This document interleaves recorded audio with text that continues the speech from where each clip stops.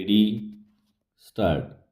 आतापर्यंत 6 पंचवार्षिक योजना आखल्या व पूर्ण केल्या असून 7वी पंचवार्षिक योजना आपण आखीत आहोत.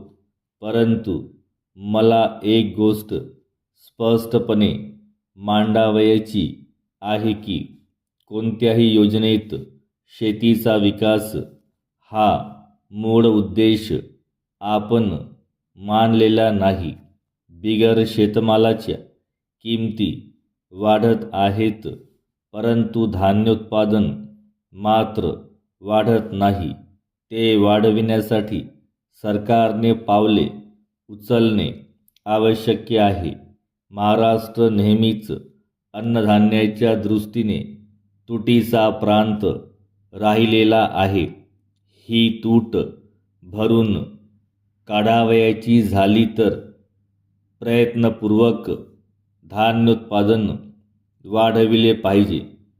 कोकणात जर तांदळाचे उत्पादन वाढवावयाचे असेल तर वाया जाणाऱ्या सांडपाण्याचा उपयोग करून घेण्याच्या दृष्टीने तसेच पावसाचे वाहून जाणारे पाणी साठविण्याच्या दृष्टीने त्वरित योजना आखून त्या पूर्ण करण्याची आवश्यकता आहे.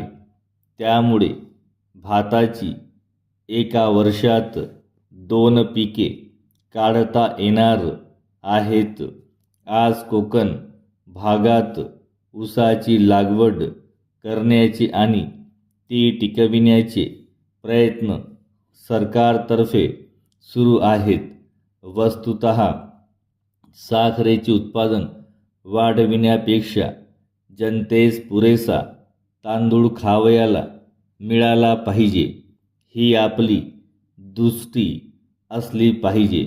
अन्नधान्याचे उत्पादन वाढविण्यावर आपण भर दिला पाहिजे.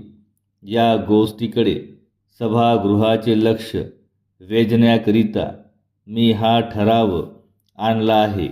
अनेक शेतकरी पैशाची पिके काढतात व या प्रवृत्तीबद्दल मी त्यांना दोष देणार नाही. शेतकरी पैशाची पिके का काढतात याचा विचार केला पाहिजे. पैशाची पिके काढल्यामुळे शेतकऱ्यांना जेवढा फायदा होतो तेवढा अन्नधान्याचे उत्पादन काढले असता होत नाही. म्हणून शेतकरी अन्नधान्याचे जास्त उत्पादन काढीत नाहीत. अन्नधान्याला योग्य भाव मिळवून दिला तर शेतकरी पैशाची पिके काढणार नाहीत, अन्नधान्याची काढतील.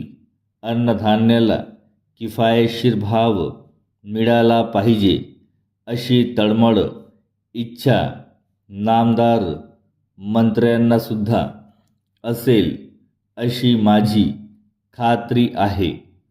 तेव्हा नामदार मंत्र्यांनी माझा हा महत्त्वपूर्ण ठराव मान्य करावा अशी त्यांना विनंती करून मी माझे भाषण संपवितो.